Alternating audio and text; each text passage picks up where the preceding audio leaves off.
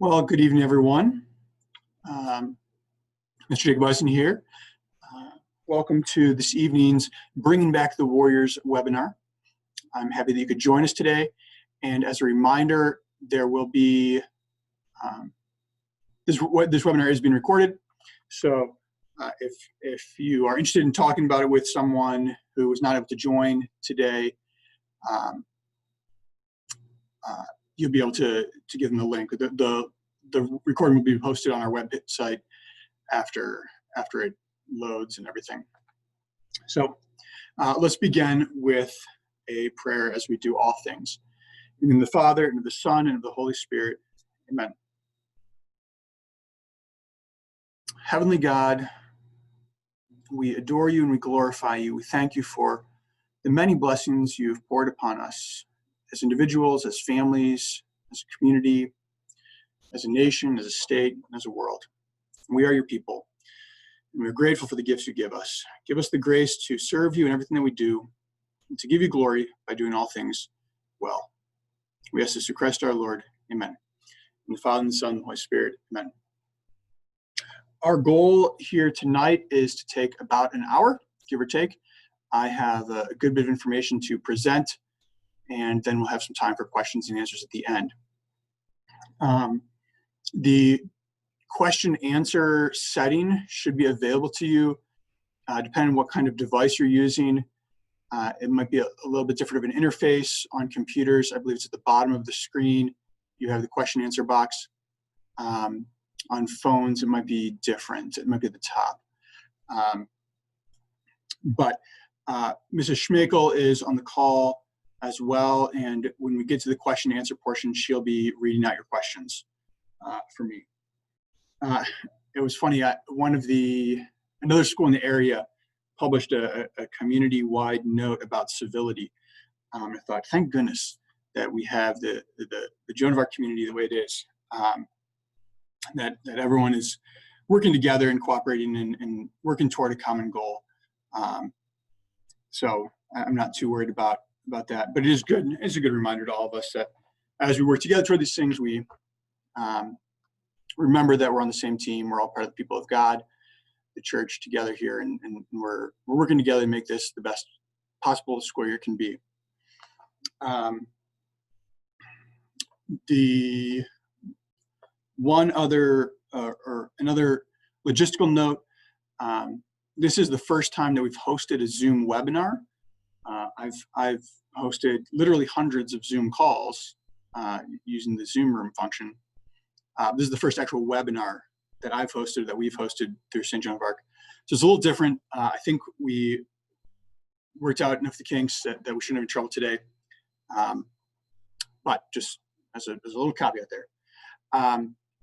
When you log out at the end of the meeting, when you hit leave meeting, there's a little button that says leave feedback. That is not feedback for us. If you want to give us feedback, email me.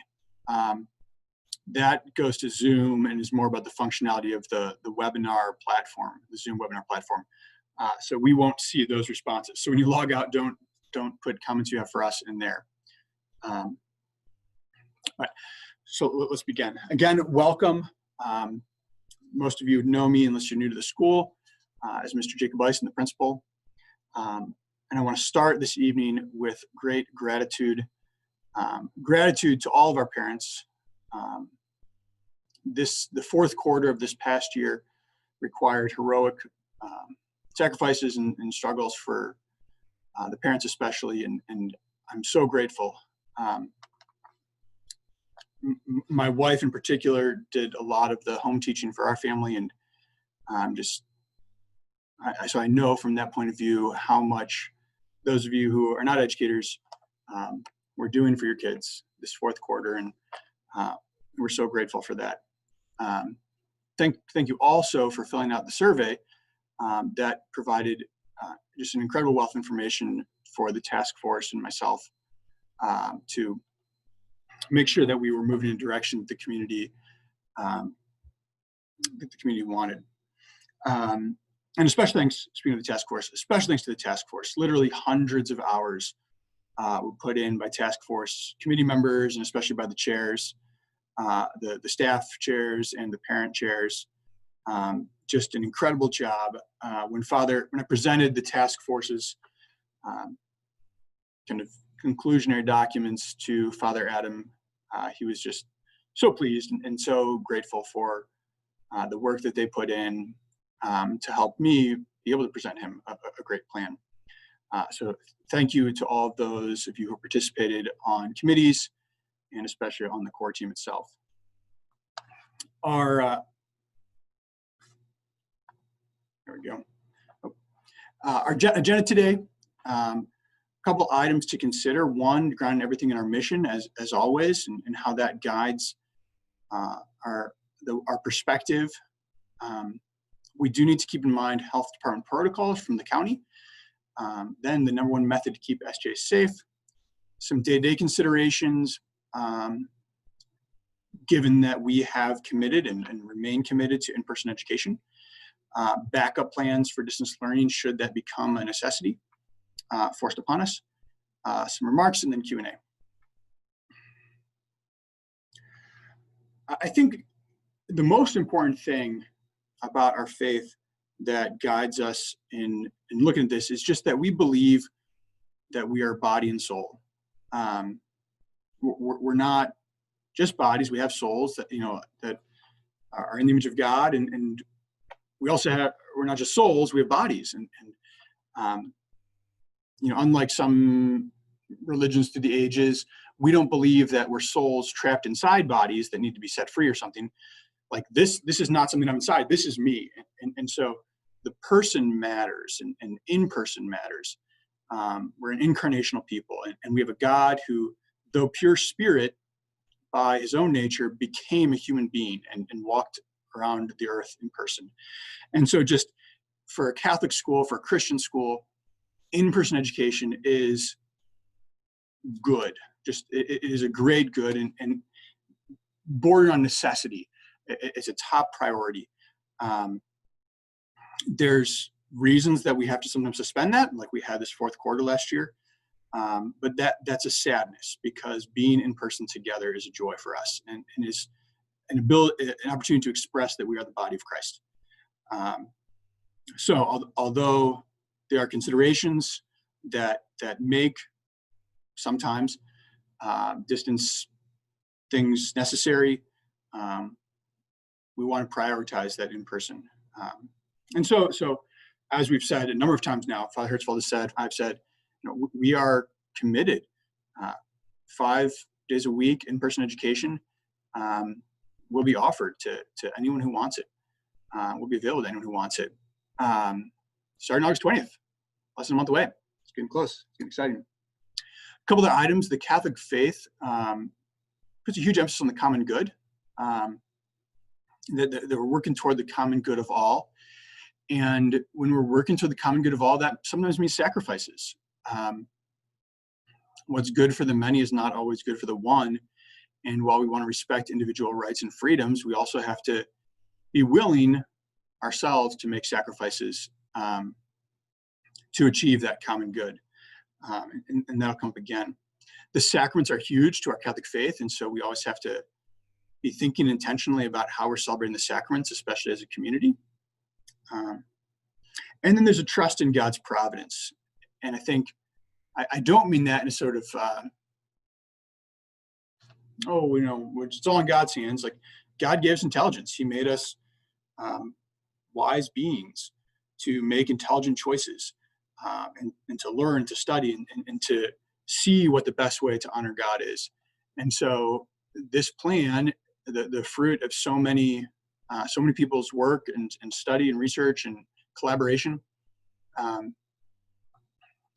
is our attempt to be grateful to God for the gifts he's given us and to use our intelligence to do what we believe he would have us do. And then there's also trust that it will come out to the good in the end. So we know through our intelligence many steps we can take to make the school a safe school this year. We also know through intelligence that we can't do everything. The safest thing to do is live in a bubble. So we all take risks every day, but we try and choose those risks carefully, again, in pursuit of the common good. Enough preliminary remarks. The Lucas County Health Department had a Zoom, actually just this afternoon. I kind of wish it had been 2 months ago, but that's okay. It confirmed in a lot of ways all the things that the task force had already put together, the core team had already put together, especially. But it was good. I was on the Zoom call with a lot of public school principals and other Catholic school principals, just talking about what the health department protocols for this year are going to be. And these are not things that we can pick and choose. Our duty is to God, right, as a Catholic school, but we can also be shut down by legitimate civil authorities. And so every school in Lucas County has to follow certain protocols, regardless of whether they're public, private, or charter. And so these are not things that you can kind of find a school that fits your hopes. And this is just, schools will be shut down if they're not followed. So we need to take those into account. Because of that, it's essential that we protect our community. Something that's come up in conversation more than once in all these planning meetings is healthy people don't give sick people COVID. People with COVID give people COVID. And so the number one way, so many of our parents, a vast majority of parents said, I want my kid in school 5 days a week. And we hear that, and we want that too. As I said, that's an expression of our faith, even that's a good thing. And we're built for in-person. We're not an online school. We're built for in-person, and our teachers are trained for in-person, so we want that. But if everyone's sick, we can't do that. And so the number one way to achieve that end of a safe in-person education is for each individual family, each individual person to be safe. The number one thing, I can't stress this enough, the number one thing is that no one enters the building sick. That's huge. And if you are one of those parents who are thinking, I want my kid in school, the best way to achieve that is to not have your kid in school if they're sick. And so much of the vast majority of tonight's content is about the stuff that we're doing here at school. But if people are coming to the building sick, that all of our precautions and protocols and sanitation routines are meaningless, and won't be enough. I think that it's a pretty elaborate plan, so I would think we can handle some, but everyone has to do their part in making this happen, making this work. And so just in this partnership, the parent-school partnership, we're putting as many mechanisms in place as we can to keep the school safe. But we also need you to be very careful about sending your kid into the building when they could be sick. That means safe practices as a family. That means reminding your kids about good hygiene. We'll be doing plenty of hand washing technique, reminders, and sanitizing, and how to sneeze without sneezing over everyone. We'll be doing a lot of that here, but those are great things to kind of remind your kids of at home. And then follow those communication protocols, especially if, and after this, when all the information is sent out, one of the things you'll get is the Lucas County Health Department protocols. And it's really important that we follow those protocols. So if you have a positive test for COVID in your household, you really need to tell us. and then we can take the appropriate steps. That's just kind of bottom line. So follow those communication protocols, and we can make sure that everyone in our St. Joan of Arc community is safe. A number of considerations. So the vast majority of parents expressed interest in in-person education 5 days a week. As I said, that being a reflection of our own mission, and that being what we're built for, and that being what parents want, that's what we're going to do. There's a number of considerations for that. So I'll spend a good bit of time talking about those considerations, a little bit of time talking about what option is available for parents who don't feel comfortable sending their kid to school because of health reasons. But the bulk of it is the in-person education. So the mask policy, following state and local guidelines, all staff, all faculty and staff, all employees of St. Joan of Arc will be masked at all times unless they're in an isolated room with the door shut. So I'm in my office by myself right now with the door closed. There's actually no one in the school anyway, but in my office with the door closed, and so I don't have a mask on. But any employees in the building that are not isolated need to be masked. Students will wear masks 3rd grade and up. Students K-2 will wear masks in public areas. Following the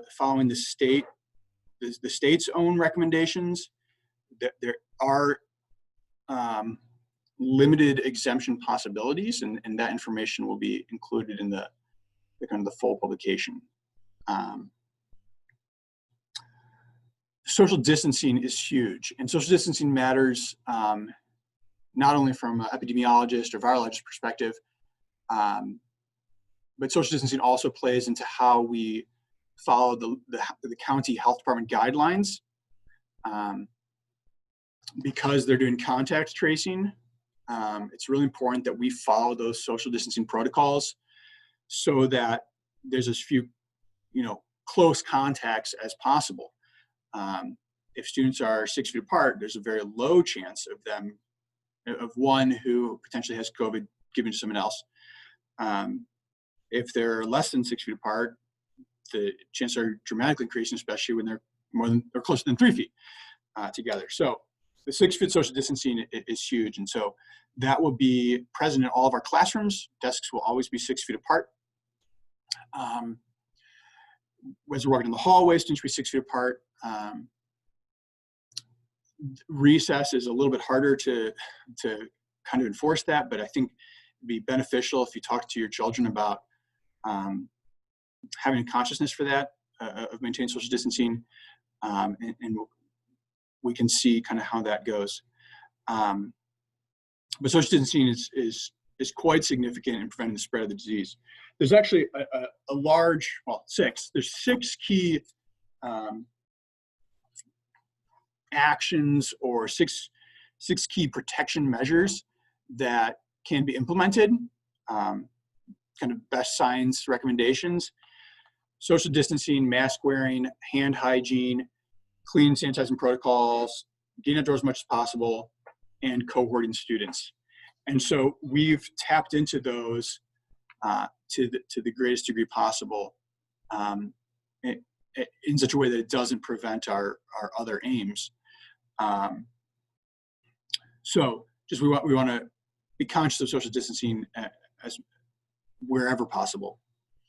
Hygienic practices, obviously including frequent hand washing,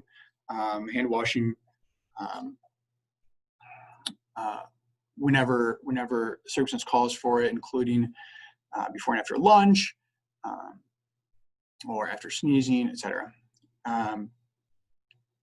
That also includes the sanitation protocols, sanitizing high touch areas, sanitizing student desks, the whole classroom, and we have some fairly elaborate or detailed plans for those sanitizing protocols, such that every surface that a student touches is sanitized every day, to maximize student safety and minimize potential contact with someone else's germs. It's worth noting at this point that I didn't mention or didn't have in my outline, but I forgot it.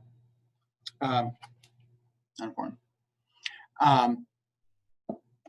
Okay, daily routine considerations and other items have their own page because there's a few more of them.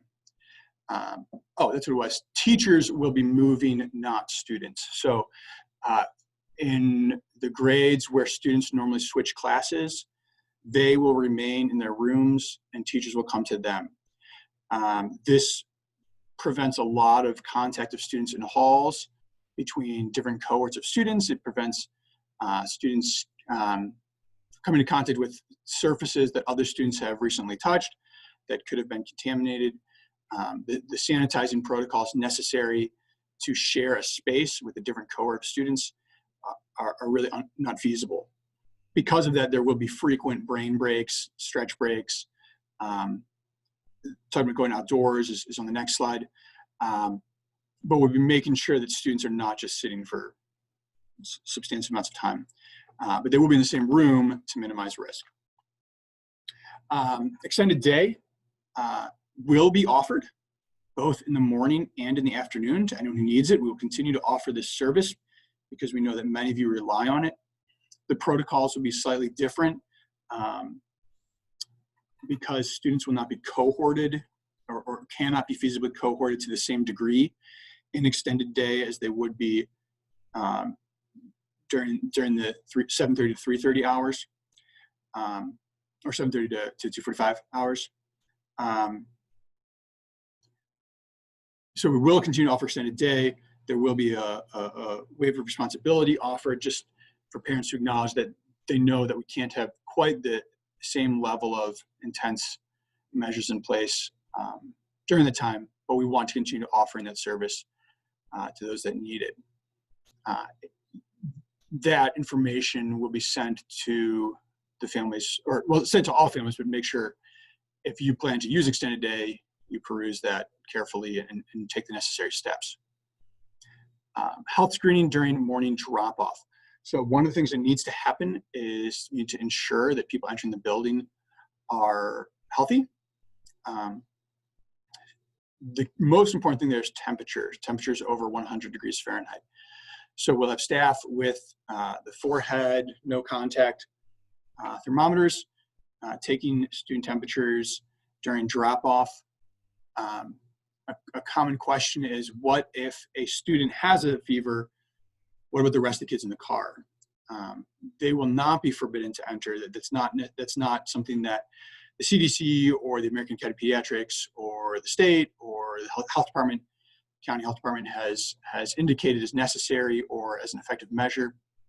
But the fever is key, and then there's additional protocols then to follow after that point. We want to make sure that we're really keeping the buildings safe.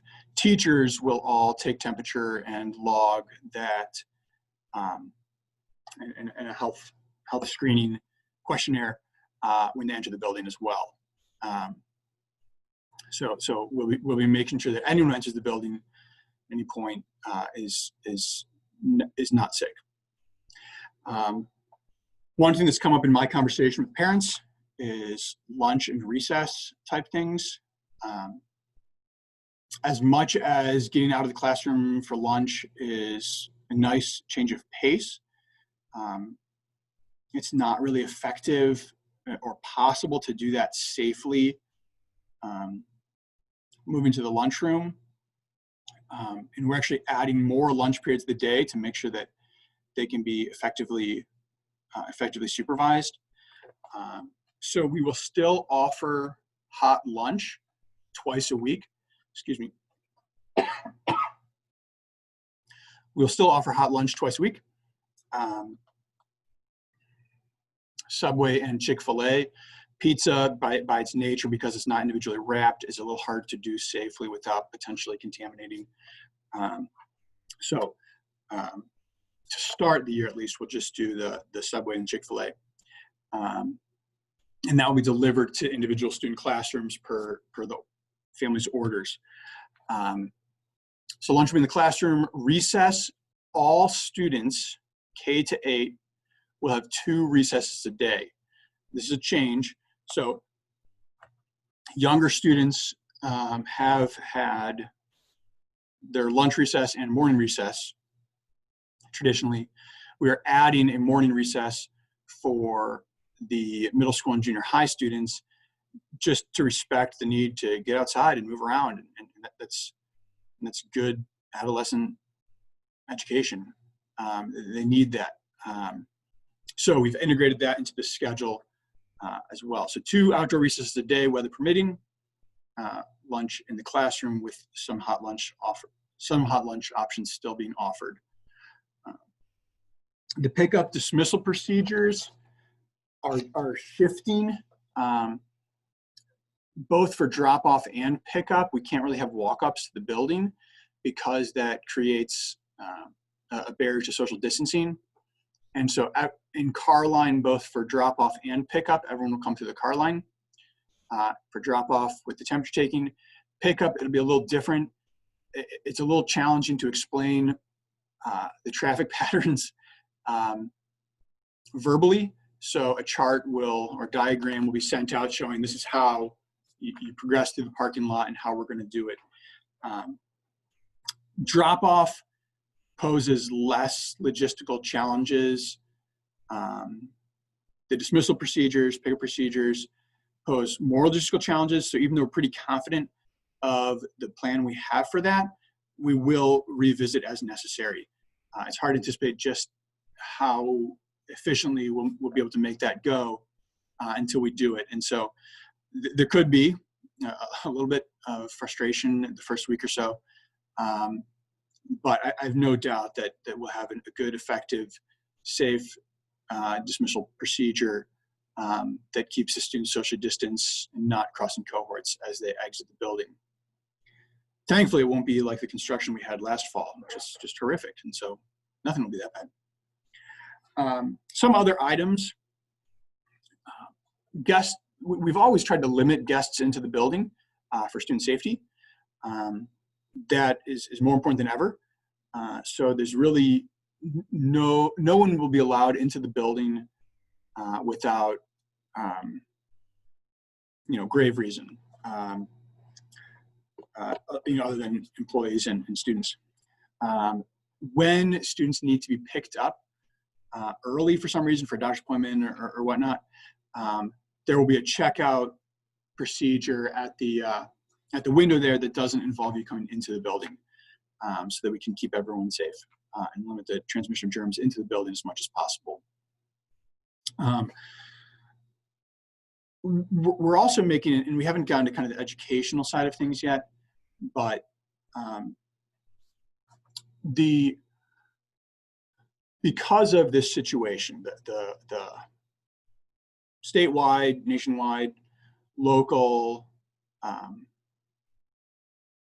health situation, we have to be prepared to offer distance options. And even with relatively short notice. If a student says, if we get a call from parents saying, someone in our household has COVID, that student can't come in for a couple of days because they have the risk of bringing COVID into the building. And so for that alone, and for any members of our community who need to stay home because of health risks, we want to make sure that we can provide good online education for anyone who needs it at any point. This is different than a school-wide distance learning plan should the state shut us down or the health department shut us down on a long-term basis. And we'll get to that. but we just need to be ready for kind of oh, tomorrow's a distance day because, or, for this kid or for that kid, for those reasons. So a lot of resources will be online. The two platforms we'll use are Google Classroom and Seesaw. Seesaw is a newer platform for us, but the K-1 classrooms that used it this year were really pleased with it, and offers a lot. Parents who had to use Dojo and Seesaw and Google Classroom found it to be a little taxing to monitor 3 platforms. And so because Seesaw actually has more options than Dojo, we'll just use the 2 platforms to make it easier on parents.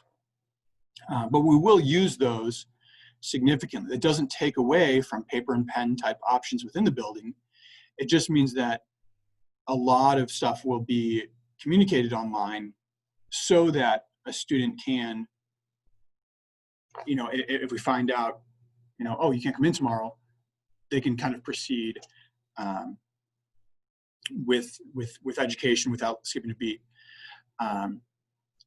So we've actually, one of the reasons that we changed the supply list when that was communicated to you a couple weeks ago was for that exact reason, because we want to, we're going to provide cinch sacks, trapper keepers, chrome cases as necessary,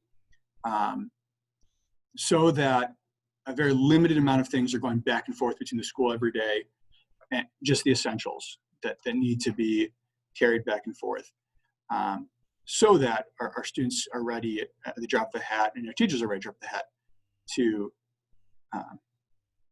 teach or learn online for whatever amount of time. Again, I reiterate, in-person education is the huge priority. This is the kind of backup consideration that we just need to be ready for. It's not something that last year we had a learning curve, and then even after the quarter ended, there were many things we learned from reviewing the data about how to do it better. We can't do that this year. Just any in-person education needs to be excellent, or any distance education needs to be excellent from the get-go. Outdoor classes are going to be significant this year. Obviously, in January, that's less of an option. But we are creating several outdoor spaces that teachers will be able to kind of sign up for. Third period on Tuesday, my students are going to be outside in this location. And so we can stay cohorted, but students will be able to take off their masks, get some fresh air, and do some outdoor education, which science shows to be beneficial, and would be a nice break from being in the classroom and being masked for several hours. Again, sacraments are huge for us. The 2 key ones being mass and reconciliation. We are getting we should have a HEPA filter for the reconciliation room. 1 class at a time will go to the chapel, seat socially distanced, and then the actual small reconciliation room will have the air filter going constantly to make sure that that's a safe situation. And as before, that's not every student, I think, goes to reconciliation. And so if a student felt uncomfortable walking into that room, I think that doesn't pose an issue. For mass, we'll have several masses a week instead of just the one all-school mass. We'll have several masses a week. Students will be masked. For mass, they'll attend the parish mass. But we've kind of created a different seating chart for that. So parishioners will all be on one far side of the church, still socially distanced, but on one far side, and students will be socially distanced and masked on the other side of the church. And so there's no possibility of a student coming within 20 feet of a non-masked parishioner. And so we believe that will keep our students very safe.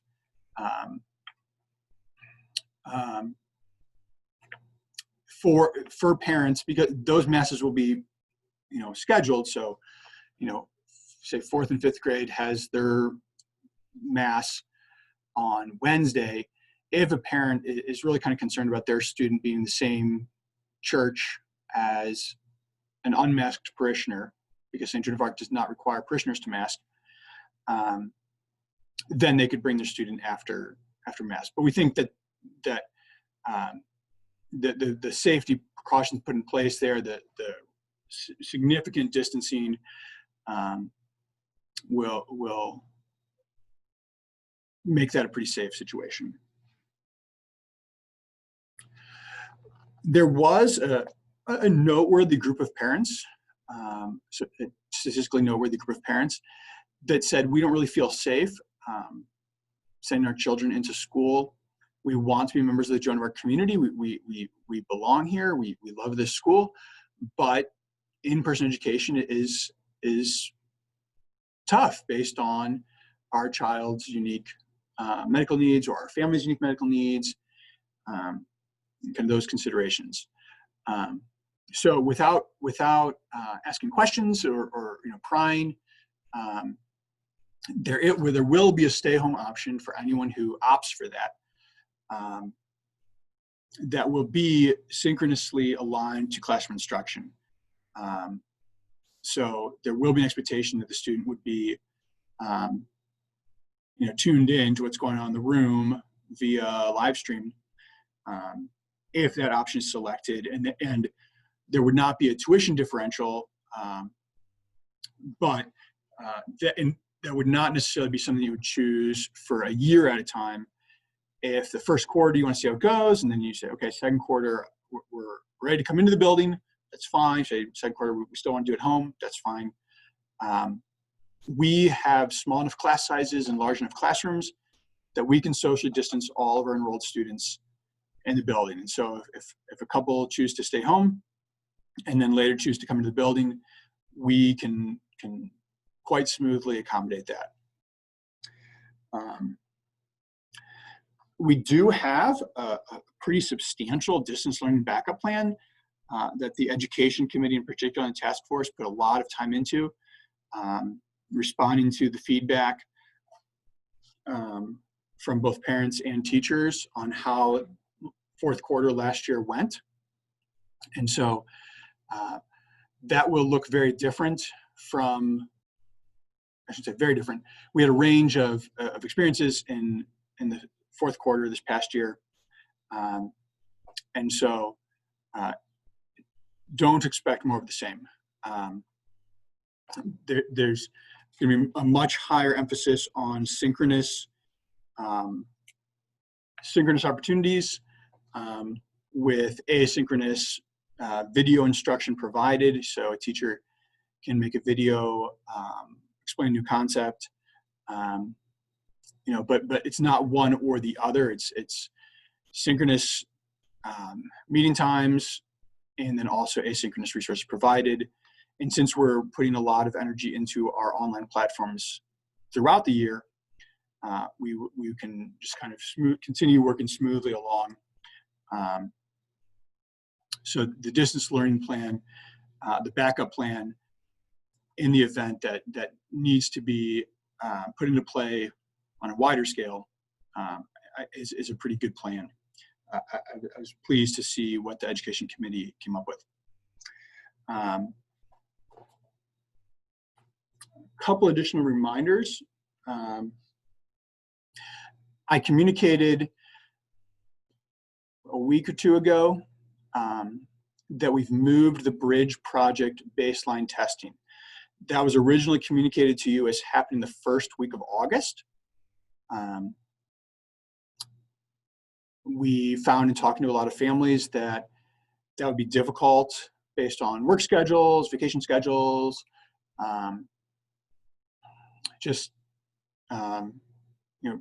even the health and safety kind of stuff. So we've moved that to the first 2 days of school, which we think is actually going to be better anyway, because students will be more integrated into the kind of the school mindset, whereas just coming in for 2 mornings the first week of August, where you're not kind of in school mode, might actually give sort of inaccurate results. So it's more effective for families, more efficient for families to do it that way. And it only really will move back to actual bridge remediation 1 week. And this is not a sprint, this is a marathon. So we're 1 week to make it better for everyone is okay. So welcome back day, the previous Meet the Teacher day on Sundays, the Sunday before the school year starts, will not happen at all. Certainly not the way it did before. There's really no way to do that safely with social distancing. There's just a ton of people coming to the building that we can't effectively monitor. So we won't have that Sunday Welcome Back Day simply on the first day of school, August 20th, or for those with a staggered start, August 21st. Students will bring their materials into the building, and we will sort of have a slow integration back in. There'll be a lot of attention on those first 2 days, not only to the bridge testing, but to properly wearing masks and proper hand washing procedures and what the pattern of the day is going to look like. So we're going to make sure that students feel comfortable and safe as they come back to school. They have time to meet the teacher and sort of settle into this new normal for 1 school year, some sort of a different school year than usual. Get used to what it's like to have a mask on for much of the school day. And I think then they have the weekend to process that and think about that and reflect on that. And then when they come back to school on Monday, they'll be ready to roll and we'll kind of get down to business. So slightly different plan for those first 2 days of school, but I think that doing it that way will really help everyone to integrate back into the school mode, and we can get that bridge project baseline testing done. I do want to make sure that you pay attention to SJ emails.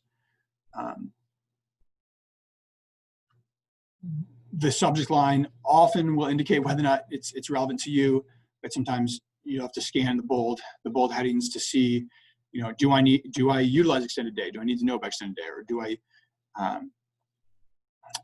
need the opt-out plan, the stay-at-home plan? So pay attention to those emails. The decision for tonight's webinar was to not give every single piece of information. The findings of the task force are quite extensive. Hundreds of hours produces substantive deliverable. And so rather than talking about every single minute procedure, we wanted to hit tonight the key things that a lot of people are thinking about and asking about, and give you a little bit of certitude and confidence about what we're planning. But instead of kind of putting all that into a 5-hour plus webinar, that will be released over the next week. And so just pay attention. Oh, this one applies to me as necessary. The one other thing is, and this would be one of the first things to pay attention to tomorrow probably, is the mask competition.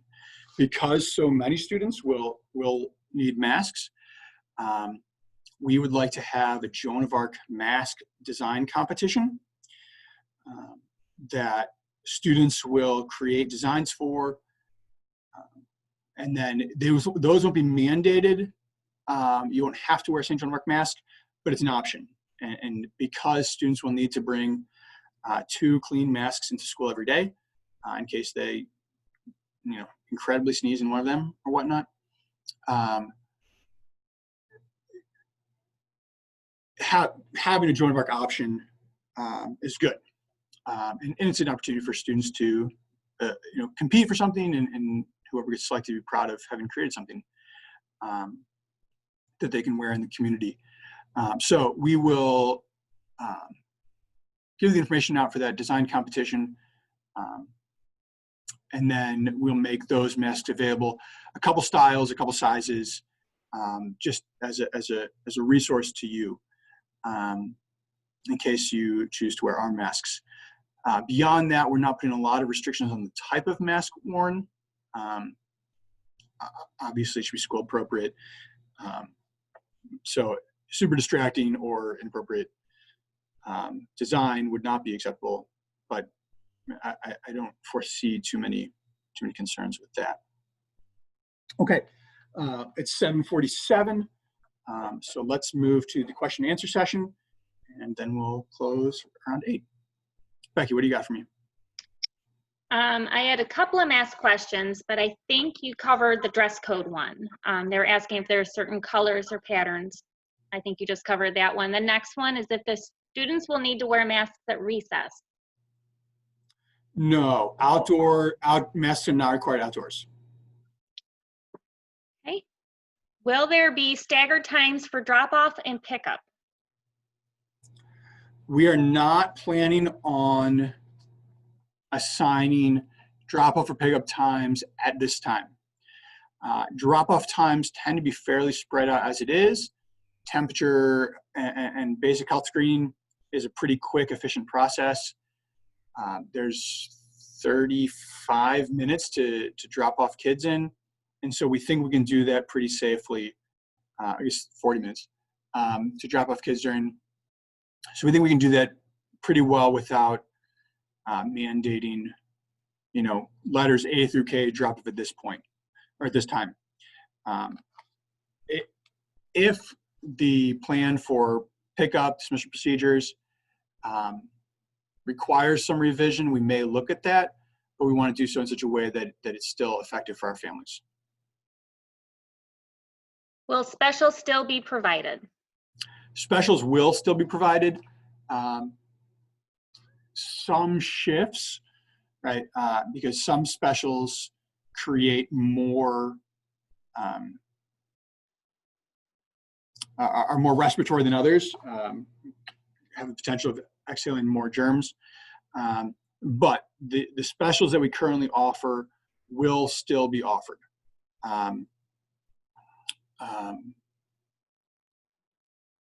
Yeah, I think without change.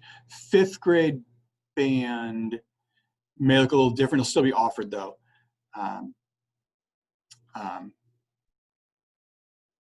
But maybe not the same range of instruments as usual.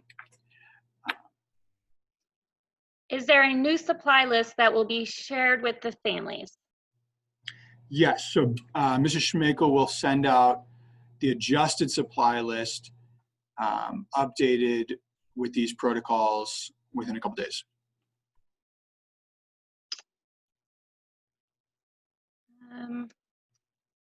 Can teachers send out welcome videos to their students before the first day of school?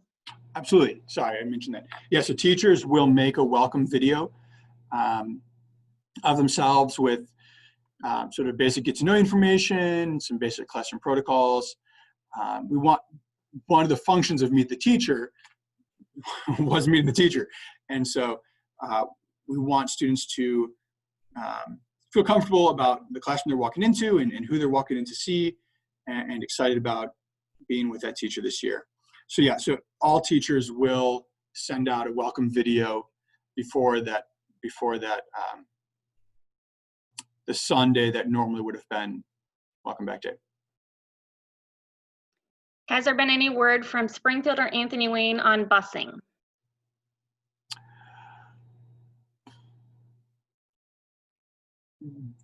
Mr. Schmakel, do you have any more recent information than what we've discussed?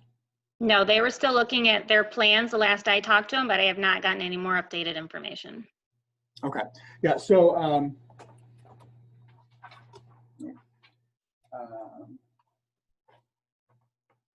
in case you hadn't seen it, the public schools in Lucas County, or the Toledo area schools, shared out or published a safe return to school compact that all the public schools sort of agreed to.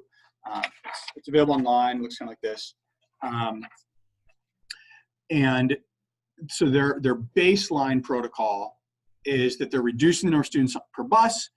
Students will have assigned seats. Siblings and family members will sit together wherever possible, and masks will be required on buses.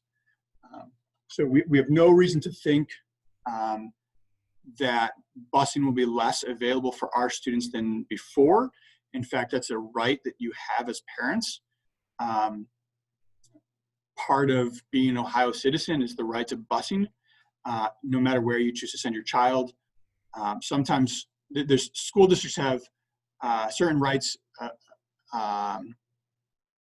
where they could say, you know, it's within after a certain mile distance, it's not feasible to transfer the student, and they can offer a cash option. But you don't forego your right to busing when you choose Catholic schools. So I don't, if they tried to say Catholic school students don't get busing, there would be a lawsuit. Because there's actually many lawsuits about, that even went to the Supreme Court about how Catholic school students have the right to public busing because they're citizens. And so that's an access to education thing. So I wouldn't foresee, while they may have to run more bus routes, or there may be more restrictions about where you sit on the bus, there would be social distancing and masking on the bus, and that'll be available. What is the protocol for return to school after a positive test? So that's not our protocol. That's the Lucas County Health Department protocol. It depends on who tests positively, but basically the and we'll share out the exact Lucas County Health Department protocols. But if you have a positive COVID test, actual positive COVID test, the protocol is minimum 10 days of isolation. On the 11th day, according to Lucas County Health Department, if you've been fever-free for 24 hours and you have a significant reduction in symptoms, you may return to school. That's the basic isolation protocol for positive test cases. If a student has a common cold, are they not allowed to come in? No, they're not allowed. Fever is a bigger concern than cold. I don't want to say, come on in. We want to be safe this year, and because we have to have a heightened awareness of health issues given the situation, we want to be careful. But there's different situations based on COVID symptoms or other symptoms. So a common cold would not necessarily mean being sent home, but a fever would. I would still say, though, that in that sense, I would look at our previous health protocol, and remember that even if you think it's just a common cold, it could be something more, and you don't want to put others in danger. We want to keep a safe building so that we can provide in-person education as much as possible. And so that's part of sacrificing for the common good is making sure to keep your kid home when they're sick. If students have a medical condition, are you requiring masks to be worn? As I said, there are exemptions available. The document that we share out will have the precise things, but a note, we'll provide a form, because we don't want all the background information, right? There's HIPAA laws. privacy laws about that. So we don't want official medical records any more than necessary, kind of in our file system. But if your primary care physician, an MD or an OD, an MD or a DO, fills out our form, that would be an exemption for a medical condition. Will TRIP stay as e-cards only?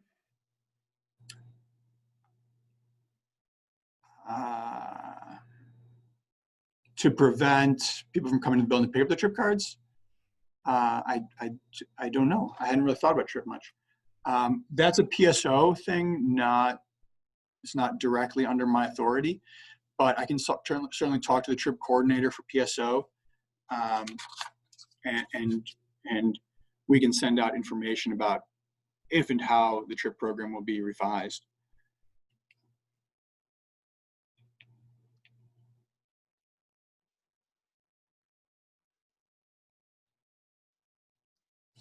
Would you still have the option to sit with your child at Mass?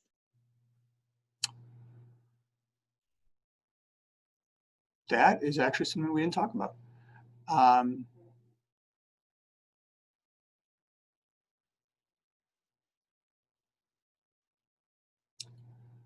I will take that back to the task force, to the core team, and also take that into consideration with Father Adam on what the consensus is that's best. Obviously, we want to promote families celebrating the sacraments together, but we don't want to do anything that would increase the risk to anyone in the community. So I don't want to make a call on that right now. That wasn't something that we actually discussed. It didn't occur to me. I think this one has to do with checks at the door. What about kids who come on the bus? So kids who come on the bus, depending on whether the busing systems integrate temperature screenings on the bus, that will potentially shift our approach. But the basic plan would be to screen them if they haven't been screened already. And then if they do have a fever, to quarantine them until a parent is able to come pick them up. How are we ensured our children, especially the younger ones, will get to the correct classroom?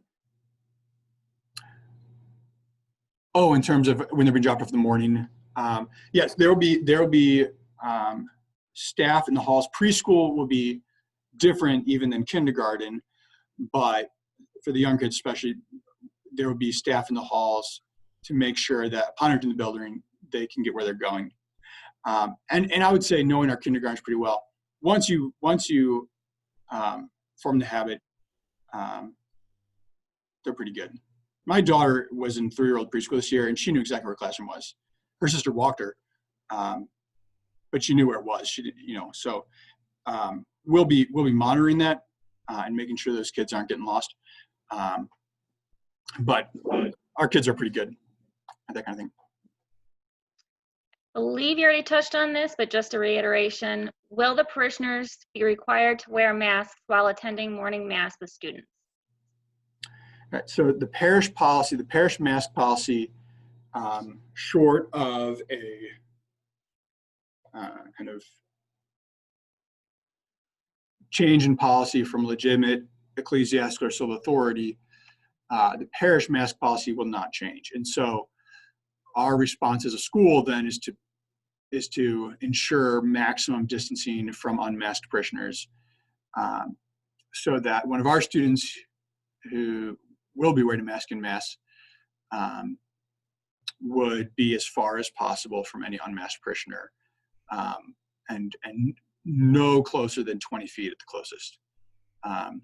So the parish mask policy will not change. But then if even that is too concerning for a parent, then they'll just bring their child after mass on their given mass day. It is 8:01. we'll do a couple minutes of questions, but to be respectful of everyone's time,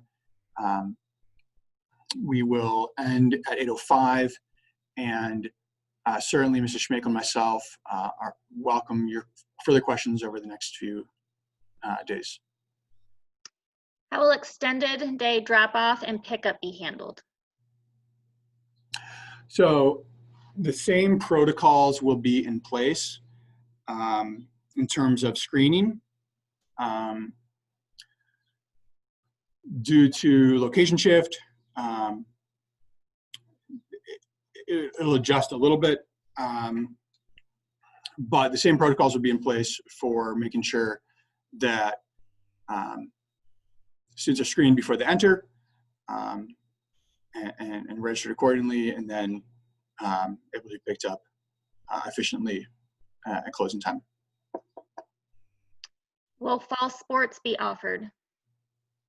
Jim Berger, our athletic director, is communicating with Jakubisin, Voices, and COIO. The Lucas County Health Department is having a meeting with all athletic directors as well within a couple of days. I think this is going to be Friday, that meeting, if I recall. So the plan is to offer fall sports. I don't foresee that we would not offer fall sports. We plan to offer fall sports just with the necessary precautions in place.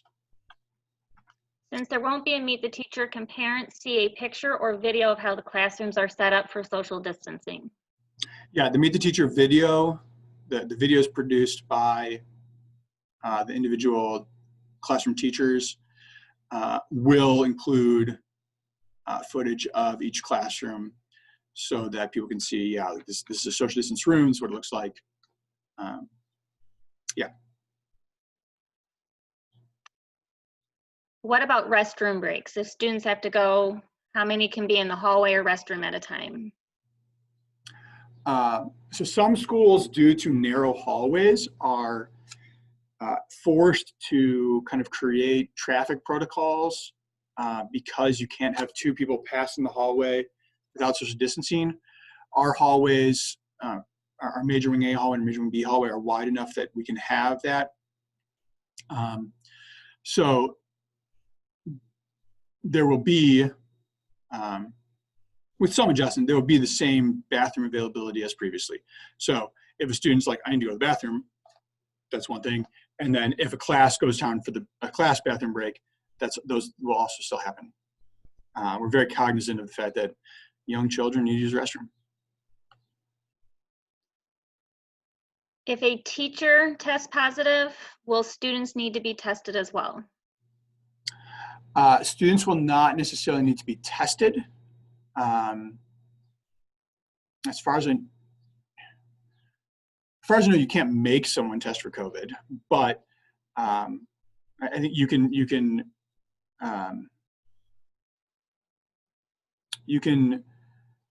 ask that they report to you a positive COVID test. You know, like we can say, hey, dear community, if you test positive for COVID, you gotta let us know. But I don't think we as a school can say you need to go test right now. So if a teacher tests positive, or any employee tests positive for COVID, it would trigger the Lucas County Health Department protocols about contact tracing. And so if that teacher spent more than 15 cumulative minutes with a student in the last 2 days, then that would, near contact, not just in the same room as, but close contact, then that would trigger that Lucas County Health protocol. But there wouldn't be a mandated test per se. Okay, it is 8:05. Just to be respectful of everyone's time, we want to close it here. We are certainly open to creating a Q&A document too that we could send out. So if questions come in from a number of people that need an answer, we can even put those together in in a kind of a quick reference sheet, so that people who have the same question can see that someone else asked it and see what the answer is. So please, if your question wasn't answered, I think we have the ability through the Zoom webinar protocol or Zoom webinar platform to download and keep track of those questions. If that's not the case, I guess in either case, you can feel free to email Mr. Schmake or myself your question, and we will make sure it gets answered in a timely manner. Again, don't forget that when you leave, the feedback mechanism is not a feedback mechanism for us. So make sure if you do have things you want us to see or know or hear, please contact us directly for that. I was supposed to go on my first vacation in June. Even though I've had some professional development days, I've actually not taken a personal day since I got hired here, and I was supposed to in June for my wife and kids' sake, and I canceled it for all the COVID stuff we had to do here. I have still not been able to give them vacation time. So I'm going to take off some days at the end of this week and next Monday. So unless you already have a meeting scheduled with me, I'm not really available during those days. I do have 2 meetings already scheduled that I don't want to cancel. So I'll be taking those Zoom calls from an undisclosed location somewhere in the Northern Hemisphere. But certainly I'm accessible to you, and if I receive an email from you in the next couple of days, happy to respond to that as soon as I can. I'm excited to see everyone August 20th in person and welcome the Warriors back into the building. The teachers are so excited to see the kids again. We're excited to do what we love here, which is form saints, servants, and scholars. We miss you all, and we look forward to kind of being a community again together in person. So thank you for joining tonight. Sorry we went a little bit over, and have a wonderful evening, a wonderful week, and enjoy the rest of your summer breaks. Have a great day.